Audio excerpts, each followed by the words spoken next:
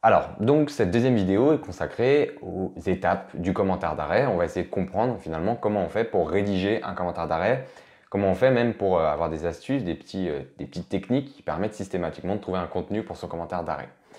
D'abord, on va voir en fait on va lister, on va juste faire une liste des éléments qui doivent figurer dans le commentaire d'arrêt. Je préfère en fait faire cette organisation-là, c'est-à-dire d'abord commencer par la liste et puis ensuite voir chacun des éléments, le décomposer, voir le contenu, parce que en fait ça permet de comprendre qu'il ne faut surtout pas oublier une seule de ces étapes pour obtenir une bonne note. Vous avez des règles de forme, ça faut les respecter, faut les connaître.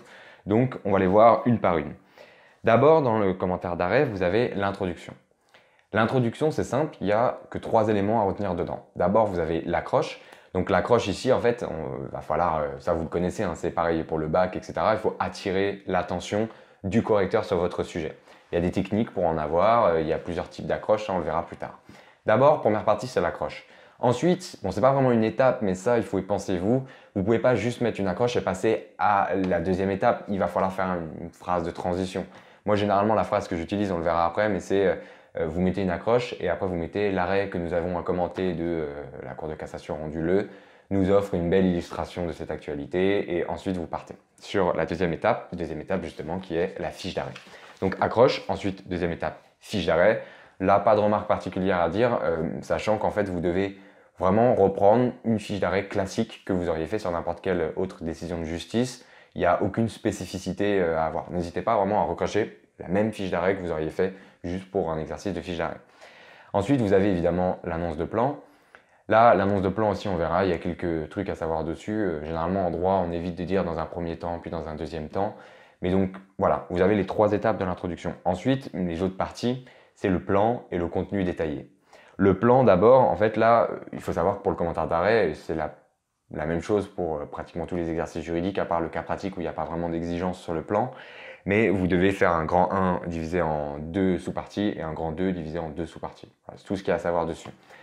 Vous devez ensuite mettre, et ça c'est très important, vous pouvez perdre des points dessus, vous devez mettre des transitions. Vous devez mettre une transition d'abord entre le 1 et le 1A et 1B. Donc vous savez, vous mettez votre 1, ensuite vous dites, vous évoquez voilà, qu'est-ce que va être le grand A, qu'est-ce que va être le grand B avant de commencer. Vous faites pareil après le grand 2 pour évoquer le grand 2A et le grand 2B. Et en plus, vous mettez, moi je vous conseille de mettre des phrases conclusives à la fin de chacune de vos parties pour annoncer que vous allez être sur la partie suivante. Et notamment, ça c'est important de le faire, dans le 1B pour annoncer que vous allez commencer le grand 2. C'est très important, vous pouvez perdre des points dessus si vous ne le faites pas. Donc vraiment, pensez à le faire. Ensuite, le contenu. Et là, le contenu, pareil, pour avoir une idée en fait de ce qu'on attend de vous dedans, il faut comprendre que dans chaque partie, chaque sous-partie, pardon, vous allez avoir à peu près 4 idées. 3 idées, ça passe à peu près. Moins de 3 idées, ça veut dire qu'il y a une lacune de cours à un moment ou un autre. Il faut essayer d'avoir 4 idées par sous-partie. Généralement, on note au brouillon. Enfin, moi, c'est ce que je faisais et je vous invite à le faire aussi. Vous allez avoir des tirets et vous mettez chacune de vos idées. Donc, vous voyez en fait que l'organisation du commentaire d'arrêt, c'est quelque chose de vraiment très logique. Vous avez d'abord accroche, ensuite fiche d'arrêt, ensuite annonce de plan. Ensuite, vous avez votre plan, annonce de plan, ensuite votre plan. Ensuite, vous commencez à introduire chacune des sous-parties. Ensuite, vous avez vos 4 idées principales avec des exemples. Et ensuite, vous avez une phrase de transition. Voilà, c'est toujours comme ça. Et ensuite, la dernière étape, est-ce qu'il faut une conclusion dans le commentaire d'arrêt? Bah non, il ne faut pas de conclusion. On est dans un exercice juridique. La conclusion n'est pas exigée, tant mieux. Donc, vous ne prenez pas la tête avec ça. Alors, maintenant, on va voir quel est le contenu spécifique de chacune de ces parties. Et je vais essayer de vous donner le maximum de conseils, le maximum d'astuces, de techniques. Sachant que vous pouvez aussi me contacter hein, si il y a des choses que vous ne comprenez pas ou si vous posez des questions. Je reste toujours disponible. Mais je vais essayer vraiment d'aborder ça sous un angle vraiment concret pour vous permettre de vous dire, voilà, si vous avez un commentaire d'arrêt, vous y prenez de telle manière. Donc c'est pour ça d'abord, avant de voir chacune de ces parties-là, donc l'introduction en détaillant tout ce qu'il y a dedans, le plan, le contenu, etc. On va voir d'abord comment concrètement on fait pour s'organiser en commentaire d'arrêt. Comment on fait, comment on s'y prend quand on est devant sa copie et qu'on doit commencer son exercice, son commentaire d'arrêt. Là, je vais vous donner des conseils, c'est vraiment les conseils qui résultent de ma propre expérience et comme d'habitude des choses que j'ai pu échanger avec d'autres étudiants. Mais il faut bien comprendre que chaque personne a sa méthode en particulier. Vous, je vous donne finalement un fil conducteur, une méthode, mais vous allez devoir la personnaliser. Ça va être à vous vraiment de voir ce qui vous correspond ou pas. Mais en tout cas, ça peut vous aiguiller, vous servir d'aide. Alors d'abord, moi ce que je faisais, je commence par lire l'arrêt évidemment. Et je le lis 2 fois. Une première fois assez vite pour comprendre vraiment les enjeux, donc vous essayez de repérer la solution, vous essayez de repérer globalement les faits, la procédure, bon, boum, ça vous donne une première impression. Ensuite, vous lisez une deuxième fois pour être sûr de ne pas faire de bêtises et d'avoir rien oublié. Et ensuite, une fois que vous avez lu, vous allez passer à la rédaction de la fiche d'arrêt. Moi, c'est ce que je faisais, c'est pas obligatoire encore une fois, mais je rédigeais même directement sur la copie, hein, pas au brouillon, ma fiche d'arrêt, en laissant de la place pour l'accroche parce que l'accroche, je l'avais pas trouvée à ce moment-là, donc je laissais un peu de place. Pourquoi je commençais par là? Parce qu'une fiche d'arrêt, c'est pas vraiment très compliqué à faire. Vous pouvez le faire assez rapidement. Pour moi, il n'y a pas besoin de faire un brouillon dessus. Et ça vous permet instantanément de mieux comprendre l'arrêt, de rédiger la fiche d'arrêt. Au moins, vous avez une vision claire de l'arrêt, de la solution rendue par la Cour de cassation. Donc, ça vous permet de mieux réfléchir dessus, de mieux relier vos connaissances de cours à l'arrêt, etc. Une fois que vous avez fait ça, vous allez devoir commencer à rédiger le brouillon, c'est-à-dire le plan et le contenu du commentaire. Moi, ce que je faisais, pour le brouillon, en fait, je notais sur ma feuille vraiment tous les éléments de cours que je connais. On le verra après, hein, comment faire pour trouver un contenu, mais pour que vous visualisiez, je notais sur mon brouillon avec 2 feuilles de brouillon max, hein, en très gros, les idées principales, les éléments de cours, etc. pour avoir déjà une idée. Je me disais, bah voilà, tous ces éléments-là, je les ai devant les yeux et ils vont devoir figurer dans le commentaire d'arrêt. Ça permet en fait d'éviter des hors-sujets et d'oublier des éléments importants. Donc ça, faites-le. Et notez-vous vraiment les grosses idées principales, ça va vous aider à trouver votre plan après. Et pour trouver le plan, donc je faisais ça, je me servais des idées principales, j'essayais de classer les éléments de cours dedans pour avoir, comme je vous disais, 4 idées à l'intérieur de chaque sous-partie. Et après, pour le plan, on verra, bah, j'essaie de maquiller en fait ces idées-là avec un plan qui paraisse logique, qui paraisse cohérent pour que ça paraisse le plus logique possible pour celui qui allait me corriger. Ensuite, une fois que vous avez fait le brouillon, bah, vous allez devoir rédiger le commentaire. Là, rien de particulier à dire, à part la seule chose que je pourrais dire, c'est pour des questions de forme. Faites attention à choisir un stylo qui écrit bien avec une belle encre noire ou foncée en tout cas, et des blancs qui soient propres. Si vous avez tendance à faire des fautes, ce qui était mon cas, enfin des fautes d'inattention, ou voilà, si vous savez que vous écrivez quelque chose, finalement vous voulez effacer la phrase, refaire quelque chose, dans ce cas-là, prenez un blanc qui fait pas de taches, vous savez, les blancos, là, les rouleaux, avec un stylo bic noir, si vous avez un autre stylo noir, pour écrire dessus, parce que sinon ça va couler. Ça, c'est une règle de forme assez importante, surtout pour la rédaction. Ensuite, vous avez évidemment la relecture du commentaire. Ça, c'est une étape vraiment fondamentale. Alors, il y a 2 erreurs qui empêchent parfois une relecture du commentaire d'arrêt. La première erreur, c'est la flemme, c'est normal. Vous avez fourni un effort intellectuel conséquent et vous avez la flemme de vous relire. Mais bon, essayez de passer outre cette flemme et de vous relire. Et le deuxième écueil, c'est une mauvaise gestion du temps. Vous pouvez avoir l'intention de vous relire, mais à la fin de l'exercice, bah, finalement, vous n'avez plus le temps, vous n'avez plus qu'une minute, vous n'avez même pas de temps du tout, et du coup, vous n'avez pas le temps de vous relire. Donc ça, il faut s'entraîner à l'entraînement, toujours dans les mêmes conditions de l'examen. Entraînez-vous à garder systématiquement 10 minutes à la fin pour vous relire. 10 minutes, c'est vraiment le minimum pour se relire bien, voir qu'on n'a pas fait de faute d'orthographe, quitte à même effacer des phrases et à les réécrire quand on a fait des grosses fautes de syntaxe. C'est vraiment hyper important. Ensuite, on va voir l'accroche. L'accroche, c'est un élément très important puisque c'est la première chose que va lire le correcteur. Là, vous avez 2 techniques pour trouver une bonne accroche. D'abord, la première technique, c'est en fait quand vous faites vos fiches de révision, et à chaque fois au début du thème, vous notez une phrase d'accroche pour pouvoir la réutiliser. Le problème de cette méthode, c'est que ça prend un peu plus de temps parce que ça veut dire que quand vous allez rédiger vos fiches de cours, vous allez devoir en même temps trouver des phrases d'accroche. La deuxième difficulté, c'est qu'en plus, il faut avoir une bonne mémoire parce qu'il faut s'en rappeler par cœur. Et si par exemple vous avez des citations, il faut même se rappeler de l'auteur, etc. Donc ça peut être compliqué, mais c'est tout à fait faisable. Moi, je le faisais pas pour tous les thèmes, mais pour certains. Donc après, il faut avoir de la chance, tomber sur le thème, vous avez préparé vos accroches. La deuxième technique, c'est ce que je faisais assez fréquemment, ça s'appelle l'accroche en entonnoir. Là, en fait, vous partez du plus général vers le particulier en vous rappelant votre plan de cours. Ça fait une accroche qu'on appelle une accroche en entonnoir. En fait, vous expliquez le contexte dans lequel s'insère l'arrêt. Alors, vous avez plusieurs types d'accroches. On va les voir une à une. C'est plus pour les classer, pour que vous compreniez, quand vous allez faire vos fiches de révision, quel type d'accroche vous souhaitez faire sur tel ou tel thème. D'abord, l'accroche historique. Donc là, il n'y a vraiment rien de particulier à souligner. Vous rappelez les contextes historiques de l'arrêt avant de rappeler dans quelle histoire il s'insère.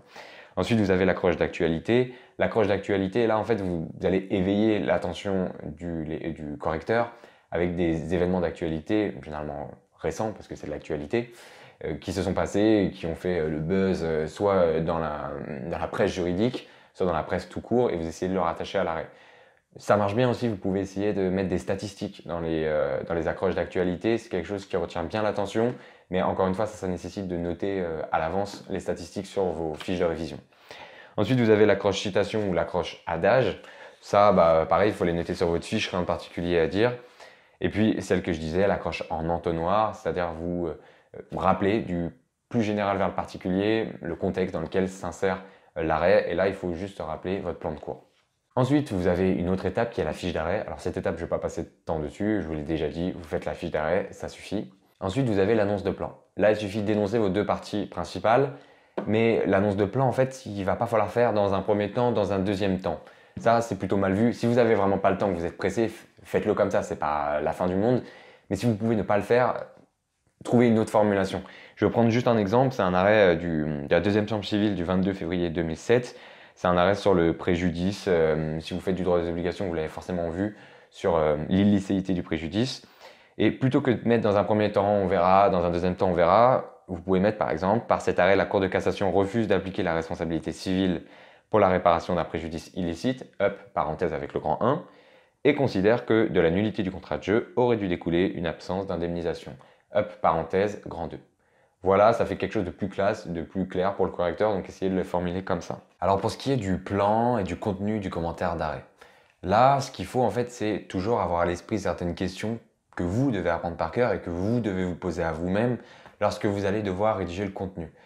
On ne peut pas partir de nulle part comme ça pour le commentaire d'arrêt sans aucune méthode en se disant tiens, je vais penser à droite à gauche à des trucs qui me reviennent en tête pour faire mon commentaire d'arrêt. Il faut que vous ayez précisément en tête des étapes à respecter, des éléments à trouver pour justement vous aiguiller, vous conduire comment on fait pour trouver un contenu. Alors comment on fait pour trouver un contenu? D'abord, ce qu'il faut savoir, c'est qu'il vaut mieux trouver le contenu avant de trouver le plan, puisque en fait le contenu va déterminer votre plan. Moi en tout cas, c'est comme ça que je faisais. Alors pour trouver un contenu, il y a plusieurs moyens. D'abord, il faut noter sur la feuille tous les éléments de cours qui vous viennent à l'esprit, que vous connaissez sur l'arrêt. Là, n'hésitez pas à noter vraiment tous les éléments de cours, mais de manière très générale, même si c'est des éléments de cours qui ne figureront pas dans votre commentaire d'arrêt après, il faut les noter parce qu'au début, vous ne savez pas vraiment de quoi vous allez parler dans le commentaire d'arrêt. Donc, première étape. Deuxième étape, vous allez noter le plan de cours dans lequel s'inscrit cet arrêt. Il faut absolument, à côté, marquer le plan de cours. Ça pourrait vous donner des idées déjà pour le plan après. Ça vous permet d'éviter des hors-sujets et en plus, ça vous aidera à vous rappeler au mieux vos éléments de cours. Voilà pourquoi il faut apprendre ces plans de cours par cœur. Ensuite, et là, c'est une phase assez importante, vous allez devoir noter le contexte de l'arrêt. Le contexte de l'arrêt, c'est 3 phases. C'est d'abord avant, pendant et après. Avant, c'est des questions qui vont toujours revenir, c'est quel était l'état du droit positif avant que la Cour de cassation vienne rendre son arrêt sur la question. Qu'en était-il juridiquement? Ensuite, vous pouvez vous poser la question de savoir est-ce que c'est un revirement de jurisprudence ou alors au contraire, est-ce que c'est une jurisprudence constante ou est-ce que c'est un arrêt contra legem? Pendant. Pendant, c'est est-ce qu'il s'agit d'un arrêt, d'un revirement de jurisprudence ou est-ce que c'est un arrêt de jurisprudence constante? Ça, c'est vraiment la question pendant. Mais la différence, c'est que là, vous allez vous poser la question de savoir si cet arrêt présente quand même quelques particularités, quelques subtilités par rapport à d'autres arrêts qui auraient pu être rendus précédemment. Vous avez des arrêts parfois qui ressemblent comme des gouttes d'eau à un arrêt qui a été précédemment rendu, mais il suffit, je sais pas, d'un changement de mot, d'un changement de virgule pour que voilà, il y ait une certaine subtilité qui fait que la portée de l'arrêt n'est pas la même, etc. Donc posez-vous la question de ça. Ensuite, il y a après, et là, en fait, vous allez vous poser la question de est-ce que la solution qui a été rendue, est-ce que cette solution est viable? Est-ce qu'elle va avoir vocation à s'inscrire définitivement dans le paysage juridique ou est-ce que vraisemblablement il va y avoir des évolutions? Cette évolution-là, est-ce qu'elle vient de la jurisprudence ou est-ce qu'elle est venue peut-être du législateur et que la jurisprudence a dû s'aligner? Bon, voilà, ça il faut se poser toutes ces questions-là et se poser les questions sur comment concrètement cet arrêt va-t-il évoluer dans le paysage juridique actuel. Ensuite, vous devez noter sur le papier les éléments qui permettent d'apporter une critique à cet arrêt. Là, encore une fois, c'est du par cœur, hein. C'est vous si vous avez lu, enfin pas du par cœur, mais est-ce que vous avez lu des textes de doctrine dans le cadre de vos TD ou en dehors qui permettent de vous aider à critiquer cet arrêt? Ou alors, est-ce que vous-même, c'est le mieux d'ailleurs, est-ce que vous-même vous sentez que vous pouvez apporter des critiques juridiques sur cet arrêt? Il faut les noter sur votre brouillon. Ensuite, vous avez une autre phase et là, c'est une phase sur laquelle je vais m'attarder assez longuement parce que c'est là où vraiment on se rend compte que pour le commentaire d'arrêt, il y a vraiment des connaissances générales à avoir, que ça ne sort pas de nulle part et ça, vous devez absolument le connaître. Ce sont les éléments relatifs à la portée de l'arrêt. C'est fondamental de pouvoir déterminer la portée d'un arrêt dans un commentaire d'arrêt puisque pour les conséquences juridiques, justement pour savoir comment l'arrêt va modifier le paysage juridique, C'est fondamental de savoir si cette solution, c'est une solution qui va s'imposer avec force ou si c'est une solution voilà, qui résulte d'un arrêt d'espèce comme ça, qui ne sera pas appliqué par la suite. C'est vraiment fondamental puisque les praticiens, que ce soit les avocats, les juristes d'entreprise, etc., nous, on se fonde sur les textes de loi, mais on se fonde aussi sur la jurisprudence. La jurisprudence, très concrètement, c'est devenu une source de droit maintenant, même si ce n'est pas censé être une source de droit, c'est devenu une source de droit. Donc c'est vraiment très important de comprendre, d'être capable de comprendre comment on repère la portée d'un arrêt. Si à l'heure actuelle, je vous pose la question, comment tu ferais toi pour déterminer la portée d'un arrêt? Soit vous savez déjà, soit vous avez des hésitations, et là dans ce cas-là, cette méthode elle est vraiment faite pour vous, soit vous ne savez pas du tout, et là c'est très grave pour un commentaire d'arrêt, parce que si vous ne savez pas du tout, c'est-à-dire que vous ne pouvez pas mener un commentaire d'arrêt. Donc c'est pas très grave, je dirais même que c'est plutôt positif, puisque vous ne pouvez que progresser. D'abord, le truc de base à savoir, c'est qu'il faut connaître la structure des arrêts rendus par la Cour de cassation.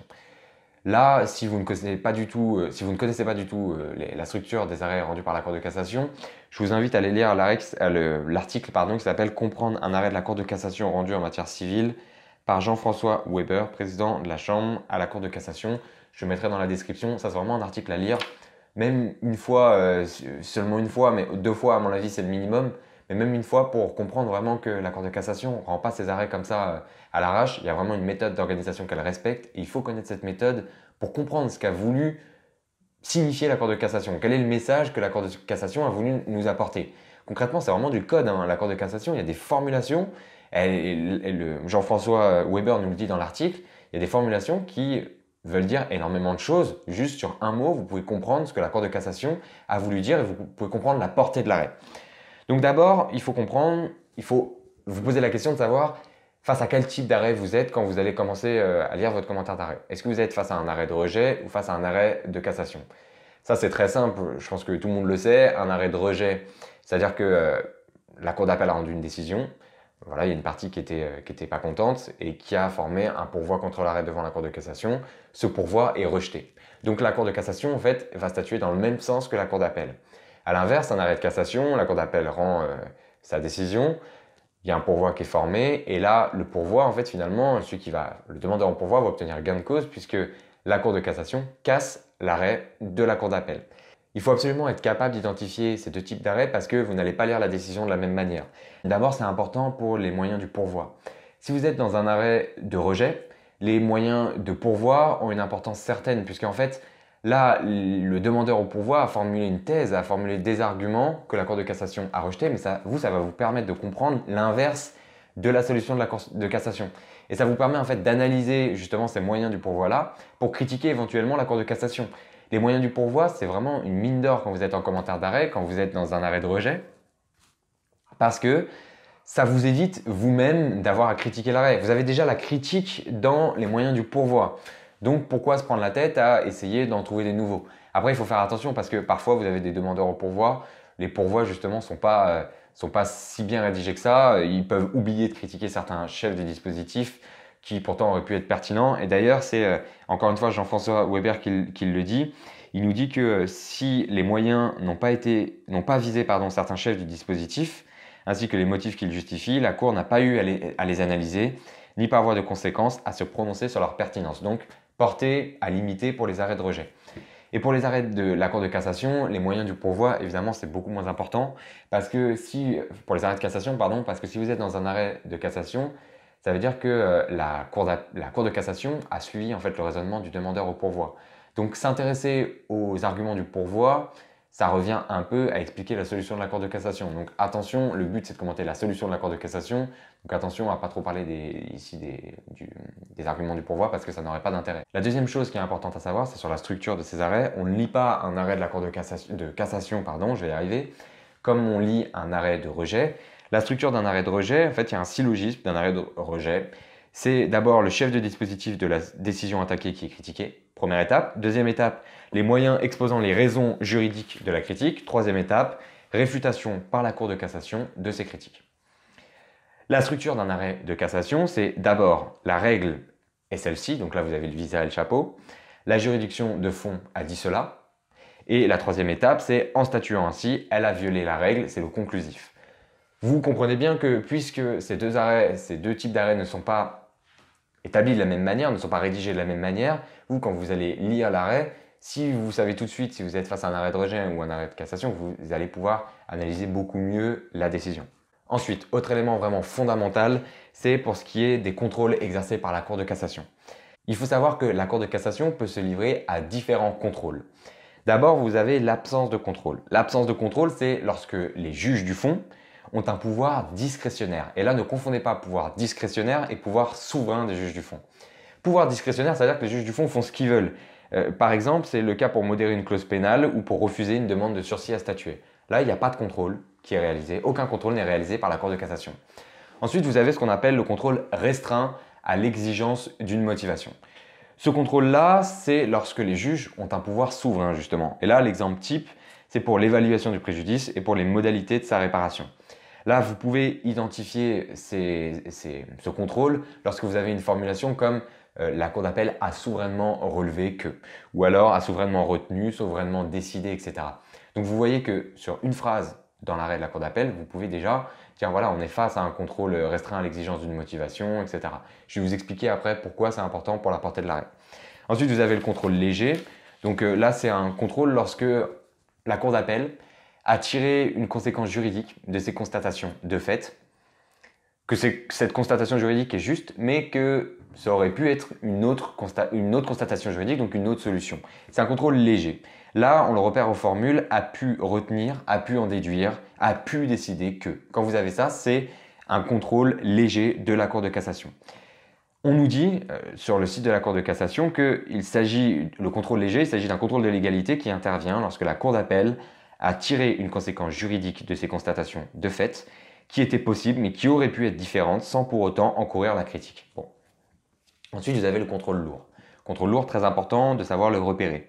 Là, c'est un contrôle qui, en fait, lorsque la Cour d'appel, à partir des constatations de fait qu'elle a réalisées, elle ne pouvait qu'aboutir à la solution retenue. Et ça, vous allez voir la formule, la Cour d'appel a exactement retenu que. Lorsque vous avez une formulation comme ça, vous êtes face à un contrôle lourd. Ça veut dire un contrôle vraiment poussé de la Cour de cassation.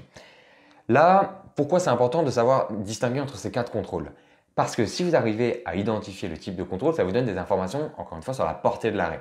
Pourquoi? Parce que si vous comprenez bien que si vous êtes face à un contrôle léger, c'est-à-dire que la Cour d'appel aurait pu faire une autre solution. En revanche, si vous êtes face à un contrôle lourd, ça veut dire que la décision est celle-ci et pas une autre. Donc la solution a un poids beaucoup plus important. La Cour de cassation dit ici, non, c'est cette solution qu'il fallait faire et pas une autre. Voilà pourquoi c'est important. Et donc vous comprenez bien que juste en sachant lire ces petites phrases, a exactement retenu, a pu en déduire que, a souverainement décidé, vous arrivez à repérer le contrôle et vous pouvez en plus rajouter 2-3 phrases pour expliquer l'incidence que cette formulation a, enfin, les informations que cette formulation nous apporte sur la portée de l'arrêt. Voilà comment gagner quelques phrases dans le commentaire d'arrêt. Et en plus, je vous assure que pour un correcteur, on se dira, lui, il a vraiment bien compris la structure des arrêts rendus par la Cour de cassation. C'est vraiment un plus, un point positif à mettre dans sa copie. Là, pour faire un commentaire d'arrêt, c'est vraiment essentiel de savoir le faire. Ce qu'il faut savoir, c'est que vous avez des arrêts de principe et des arrêts d'espèce. Donc l'arrêt d'espèce, c'est celui qui n'a une portée moindre et l'arrêt de principe, c'est celui qui aura vocation à s'appliquer dans toutes les situations similaires. L'arrêt de principe, c'est presque, c'est presque une règle de droit. Alors avant même d'expliquer comment faire pour repérer un arrêt de principe, il faut comprendre pourquoi c'est important de repérer un arrêt de principe et je vais vous donner des informations que vous pourrez utiliser dans n'importe quel commentaire d'arrêt. Parce que les arrêts de principe posent plusieurs types de questions qui se posent systématiquement. D'abord, la première question, c'est la critique du gouvernement des juges. Il faut savoir, c'est qu'en droit français, le principe, c'est la prohibition des arrêts de règlement. En fait, finalement, ça résulte d'une pratique qui avait lieu avant la Révolution française, avant 1789. En fait, vous aviez des arrêts de règlement. Les arrêts de règlement, c'était une pratique courante par laquelle les parlements d'Ancien Régime rendaient une décision solennelle de portée générale, abstraite, et qui s'imposait aux juridictions inférieures. Finalement, en fait, ces décisions, c'était comme des lois parce qu'elles valaient pour l'avenir à l'égard de tous au même titre que la loi. Il y avait une vraie portée générale, une portée solennelle. Ça a été interdit, ça par le Code civil, donc vous pouvez le retrouver dans le Code civil, c'est l'article 5. Il est défendu aux juges de se prononcer par voie de disposition générale et réglementaire sur les causes qui leur sont soumises. Donc si vous êtes confronté à un arrêt de principe, si vous voyez qu'il y a un arrêt de principe vraiment fort, vous pourriez parler de cette critique du gouvernement des juges en disant que ça pourrait être contraire à l'article 5 du Code civil, que le juge n'a pas à se substituer au législateur. Voilà un argument intéressant à développer dans un commentaire d'arrêt. La deuxième chose à retenir sur ce thème, c'est le principe de sécurité juridique. Lorsque vous avez des arrêts de principe qui posent une règle générale abstraite, on peut se poser la question de la sécurité juridique des justiciables. Pourquoi? Parce que s'il s'agit d'un revirement de jurisprudence, d'une nouvelle jurisprudence, ça veut dire que finalement, les justiciables pensaient connaître l'état du droit positif et brutalement, la Cour de cassation décide que finalement, la solution en est une autre. Vous comprenez que ça a des conséquences désastreuses pour la prévisibilité et pour la sécurité juridique des justiciables. Et ça, il faudrait également en parler, mettre une ou deux phrases dessus. C'est des vraies questions que soulèvent les arrêts de principe. Par contre, ce qu'il faut savoir, c'est que ces arrêts de principe, justement, sont de plus en plus rares. Et ça, c'est quelque chose que vous pourriez expliquer aussi dans le cadre d'un commentaire d'arrêt rapidement. Pourquoi? Parce que la Cour de cassation, maintenant, a pris en compte ces critiques et essaie d'éviter les revirements de jurisprudence brutaux, les revirements de jurisprudence brusques. Et encore une fois, vous avez Jean-François Weber qui le dit la rigidité d'un arrêt de principe et l'ampleur difficile à cerner de ses conséquences ont de tout temps incité la Cour de cassation à la prudence. La sécurité juridique, qui est la première mission de la Cour, conduit à privilégier des évolutions, entre guillemets, à petits pas, plutôt que des revirements spectaculaires dont l'application aux affaires en cours pose de redoutables questions, comme l'a montré le rapport du professeur Molfessif sur les revirements de jurisprudence.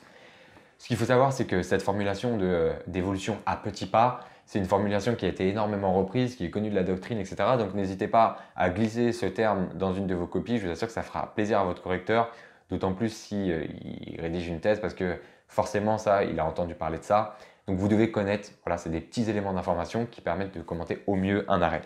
Ensuite, comment repérer un arrêt de principe? L'arrêt de principe, vous pouvez le repérer grâce à 3 éléments. D'abord, vous avez le visa. Donc le visa, vous savez que c'est ce qui est en début de décision.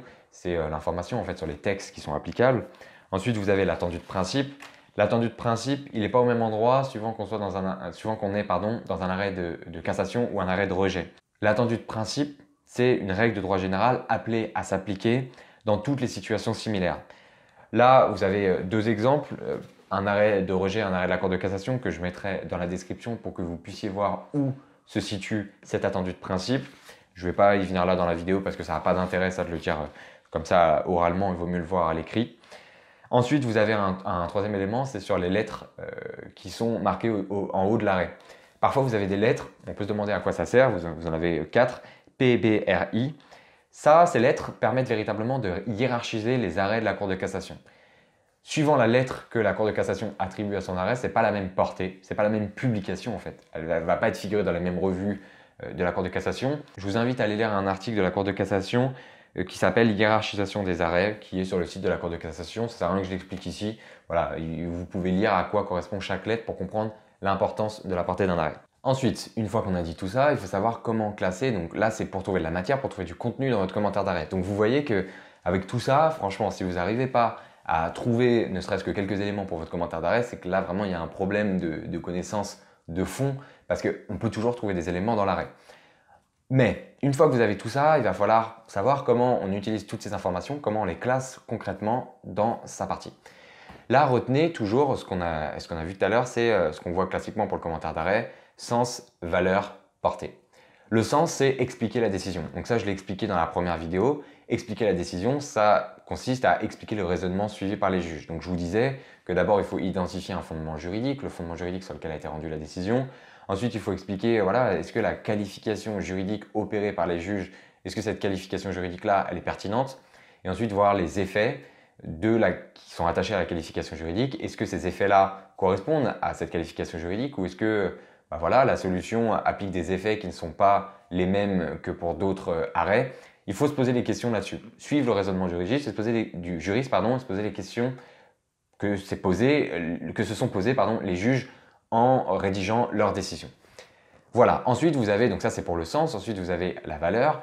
La valeur là, il va falloir critiquer l'arrêt, c'est ce que je vous disais en première partie de la vidéo. Et là pour ça, il va falloir vous poser des questions. Vous avez plein de questions à retenir par cœur comme ça. Ça peut vous permettre, en vous interrogeant vous, de trouver des réponses, de trouver des éléments, de quoi parler. Les raisonnements des juges est-il pertinent quand dit la doctrine? Vous pouvez vous poser cette question. Le fondement ou la qualification juridique retenue par les juges sont-ils pertinents? Les juges ont-ils tiré les effets juridiques qui s'imposaient? La solution est-elle particulière par rapport aux autres décisions antérieures rendues sur le même thème? La solution porte-t-elle atteinte au principe de sécurité juridique? La solution soulève-t-elle la question du gouvernement des juges? Ensuite, une fois que vous vous êtes posé toutes ces questions-là, vous pouvez vous poser la question de la pertinence de cette solution d'un point de vue sociétal et d'un point de vue juridique. Là, vous vous demandez quelles sont les conséquences juridiques de la solution, quelles sont les conséquences sociétales. Et enfin, une fois que vous avez fait ça, donc là on est sur la valeur, vous allez vous poser la question de la portée de l'arrêt. La portée, c'est est-ce que la solution est viable? Est-ce qu'elle a vocation à évoluer? Est-ce que c'est un arrêt contra legem? Est-ce que c'est une jurisprudence qui fait suite à une modification législative? Voilà, toutes ces questions-là, vous pouvez vous les poser. Est-ce que la jurisprudence a agi parce que les pouvoirs publics étaient trop frileux pour agir? Ça arrive aussi, ça, parfois. Voilà, toutes ces questions, vous pouvez vous les poser. Ensuite, une fois que vous avez tout ça, vous êtes assuré d'avoir le sens, la valeur à la portée de l'arrêt, qu'en plus vous avez votre matière, votre contenu, il va falloir classer ces éléments-là au sein des parties. Il n'y a pas de règle générale qui dit que dans le 1A, vous avez ça, dans le 1B, vous avez ça, dans le 2A, etc. Mais globalement, quand même, il y a des éléments qui doivent figurer dans ces parties-là et qui reviennent assez fréquemment. D'abord, le grand 1A, ça va servir à amener progressivement l'arrêt. Là, il y a une technique, enfin moi en tout cas que j'utilisais, comme je vous disais dans la vidéo, il faut toujours revenir à peu près toutes les 6-7 lignes à l'arrêt. Sinon, vous risquez de partir en dissertation et c'est pas ce qui est attendu. Ça va vous faire un hors-sujet, on va vous dire voilà, vous collez pas à l'arrêt alors que c'est un commentaire d'arrêt, c'est pas bon, c'est trop théorique. Donc là, je vais vous donner un exemple qui porte sur un arrêt en droit du travail, l'arrêt du 25 novembre 2015 relatif à l'obligation de sécurité de l'employeur. Si vous ne faites pas de droit du travail, c'est pas grave, vous allez quand même comprendre. L'arrêt du 25 novembre que nous avons à commenter est relatif à l'obligation de sécurité de l'employeur prévue par l'article L 4121-1 du Code du travail. Là, vous annoncez et vous citez l'arrêt. Donc c'est une phrase introductive, vous amenez progressivement l'arrêt. Ensuite, dans cette partie, vous allez amener des éléments de définition. C'est là où vous allez définir les notions, évoquer votre cours, etc. N'hésitez pas à blablater là-dedans. En effet, cet article rend l'employeur débiteur d'une obligation de sécurité envers ses salariés puisqu'il doit prendre les mesures nécessaires pour assurer et protéger la santé physique et mentale des travailleurs. Vous expliquez ce que c'est. À cet égard, ce même article prévoit justement 3 types de mesures, etc. Là, vous expliquez. Ça fait déjà cette ligne. Ensuite, bim, vous recitez l'arrêt. Avant cet arrêt du 25 novembre 2015, la jurisprudence considérait que cette obligation de sécurité était une obligation de résultat. Il semble, à la lecture de la solution rendue par la Cour de cassation, que l'employeur ne soit désormais seulement débiteur que d'une obligation de moyens renforcée. Voilà comment on amène progressivement l'arrêt. Et vous voyez que finalement, c'est pas très compliqué, ça paraît logique. Et ça permet en fait à celui qui lit l'arrêt de se dire, bah oui, il m'explique d'abord la définition, les notions, il amène l'arrêt, c'est logique. Le 1A sert à ça. Ensuite, vous avez le 2B. Dans le 2B, en fait, il s'agit juste d'expliquer plus en détail la solution de la Cour de cassation. Vous allez commencer à pouvoir évaluer ici la valeur de l'arrêt de la Cour de cassation. Dans un revirement de jurisprudence, ici, il faudrait expliquer pourquoi il y a eu un revirement, voilà. Le 1A se rapproche beaucoup du 1B. Le 2A, pardon, je vais y arriver, se rapproche beaucoup du 1B. Mais ici, dans le 2A, vous allez non seulement continuer l'explication de la solution, mais surtout, vous allez passer beaucoup de temps sur la valeur de la décision. Là, il va falloir vous poser les questions qu'on a vues avant, c'est-à-dire est-ce que cette solution vous paraît logique? Est-ce qu'elle est critiquable d'un point de vue juridique, d'un point de vue sociétal, etc. Là, il faut tout donner là-dessus, reprendre vos critiques de cours, etc. Je vais prendre un exemple pour que vous compreniez. Il y a un arrêt récent qui a été rendu sur le sexe neutre, donc on est toujours dans le droit des personnes, un arrêt du 4 mai 2017 que je mettrai dans la description. La Cour de cassation avait refusé en fait de reconnaître à une personne qui demandait la reconnaissance d'un sexe neutre sur son état civil. En fait, les sexes neutres, enfin les personnes qui se considèrent comme étant sexe neutre, sont des personnes qui ne sont ni hommes ni femmes. C'est vraiment quelque chose qui existe, c'est des gens, on ne peut pas déterminer s'ils sont hommes ou femmes. Ça pose énormément de questions, énormément de problèmes, et notamment, ils se plaignent d'actes de torture, de barbarie, parce que le médecin va procéder à des opérations chirurgicales pour les orienter dans tel sexe ou tel autre, donc essayer de les orienter vers le sexe féminin, le sexe masculin, alors même que finalement, ils n'ont pas de sexe. Donc, ils n'ont pas de sexe, ils n'ont pas un sexe masculin, ils n'ont pas un sexe féminin, ils ont ce qu'on appelle un sexe neutre pour eux en tout cas. C'est un troisième sexe. Et eux, ils demandaient, il y a une personne, un sexe neutre, qui a demandé en justice le changement de son état civil. La Cour de cassation a refusé. Là, c'est une magnifique décision pour se poser la question de la valeur de la décision et pour commenter ça dans un commentaire d'arrêt. Pourquoi? Parce que en fait, c'est une évolution qui est censée venir normalement du législateur. Vous imaginez bien que la Cour de cassation n'a pas le pouvoir de créer un nouveau statut, un nouveau sexe comme ça en disant oui, on va pouvoir changer l'état civil. C'est pas possible, c'est au législateur de faire ça. Donc là, vous pourriez critiquer et critiquer aussi les arguments qui étaient menés par la personne qui souhaitait changer de sexe. Lui, il disait concrètement, les textes, ils ne parlent pas de sexe masculin ou de sexe féminin. C'est l'article 57 du Code civil qui impose seulement que l'acte de naissance énonce le sexe de l'enfant. La Cour de cassation, elle se défend un peu comme elle peut en disant, voilà, cet article, en réalité, il vise le sexe féminin, le sexe masculin, alors que pourtant, l'interprétation du demandeur au pourvoi avait une certaine pertinence, parce que c'est vrai que l'article ne vise ni le sexe masculin, ni le sexe féminin. Voilà comment on apprécie la valeur d'une décision, et ensuite vous pouvez l'expliquer en disant, voilà, mais la Cour de cassation, si elle balaie en fait ses arguments, c'est parce que concrètement, elle n'a pas le pouvoir de faire ça. Encore une fois, ça soulèverait la question du gouvernement des juges, etc. Donc vous pouvez lier tous ces éléments entre eux, c'est ça être capable de commenter un arrêt, en fait, c'est connaître ses connaissances générales et les rattacher à l'arrêt. Vous verrez qu'après quelques entraînements, ça vient vraiment très vite. Ensuite, dans le 2B, vous allez devoir vous interroger sur les conséquences juridiques de cette décision, la portée en fait de la décision. Donc là, les éléments qu'on a vus avant sur la portée peuvent vous servir. Vous pouvez dire, voilà, cette solution aura vocation à s'appliquer dans d'autres cas similaires. La Cour de cassation impose cette solution avec rigueur, avec force, de sorte que la portée de cette solution, que cette solution doit être regardée d'extrêmement près. Voilà. Pour vous donner un exemple sur le sexe neutre, il faudrait ici se poser la question de se dire, voilà, est-ce que finalement, dans le futur, la France reconnaîtra ce sexe neutre? Vous pouvez parler de certains pays qui l'ont déjà reconnu, etc. C'est ça, analyser la portée d'une décision. La portée de la décision, c'était même aussi là-dessus, la Cour de cassation l'avait très bien formulé d'ailleurs, de dire que si la Cour de cassation avait retenu la solution inverse, vous pouvez vous poser cette question dans le 2B, qu'est-ce qui se serait passé? Et la Cour de cassation dit, ça aurait été vraiment trop compliqué puisque ça aurait entraîner des modifications législatives et de coordination, puisque dans plein de textes, vous avez le sexe masculin, le sexe féminin, donc vraiment, ça aurait été très compliqué à gérer. Et la Cour de cassation l'explique très bien dans sa décision. Je vous invite à aller vers cet arrêt, parce que pour comprendre vraiment la portée d'un arrêt, c'est vraiment très enrichissant à lire. Alors ensuite, une question importante, comment trouver un plan? Ça, c'est une question très très importante parce qu'on trouve rarement dans les manuels de méthodologie des informations pertinentes là-dessus. Pour trouver un plan, honnêtement, il n'y a pas de recette miracle. Il faut juste avoir à l'esprit quelques éléments qui peuvent vous aider à trouver des plans. D'abord, la première méthode, c'est l'analyse de l'attendu. Là, vous pouvez avoir certains attendus que vous pouvez découper en deux. Ce qu'on appelle la scission de l'attendu, vous le découpez en deux et il y a une partie qui vous fait le grand 1, une autre partie qui vous fait le grand 2. Vous avez une autre solution dans ce découpage de l'attendu, c'est parfois ça répond à un problème de droit, un attendu répond à un problème de droit, l'autre répond à un deuxième problème de droit. Là c'est simple, vous faites le grand 1 sur un problème de droit, le grand 2 sur un autre problème de droit. Mais très franchement, moi je trouve que ces arrêts ne sont pas si fréquents que ça. On peut vous faire travailler sur un arrêt comme ça, mais ce n'est pas le plus fréquent. Du coup, vous ne pouvez pas résoudre n'importe quel commentaire d'arrêt avec cette méthode. La deuxième méthode, c'est la retranscription de plans d'annales. Et là, c'est une méthode qui, je vous assure, peut fonctionner véritablement de manière miraculeuse. Vous pouvez très bien avoir des 17, des 18 sur 20 en commentaire d'arrêt si vous avez appris le plan d'un commentaire d'arrêt qui est similaire à celui sur lequel vous allez tomber en partiel. Pourquoi? Parce que en fait, ça a déjà été rédigé par quelqu'un. Il y a déjà quelqu'un qui s'est pris la tête dessus. Vous avez une correction qui est toute faite. Donc apprenez des plans d'annales parce que ça peut vous servir même pour d'autres arrêts, même si ce ne sont pas les mêmes commentaires d'arrêt. Donc là, j'insiste, mais pour tous les exercices, les annales, il n'y a vraiment rien de mieux. Ce qu'il faut comprendre, c'est que pour les exercices juridiques, en fait, vous avez deux solutions. Soit vous vous prêtez au jeu et vous entraînez, vous progressez, etc. Et moi, je vous conseille de faire ça parce que au moins, vous pouvez vous en sortir dans n'importe quelle situation. Soit vous avez une deuxième technique qui est de tricher. Et la triche, c'est d'apprendre des plans d'annales par cœur. Mais ça, il faut le faire quand même parce que vous pouvez obtenir vraiment des notes qui peuvent monter très haut en connaissant des plans d'annales puisque le travail a déjà été fait. Donc apprenez des plans d'annales et je vous assure que c'est pas rare. Regardez les annales pour voir quel genre de thème affectionne le professeur ou le maître de conférence qui rédige l'examen. C'est pas rare de tomber sur un examen pour lequel il y a déjà eu une correction.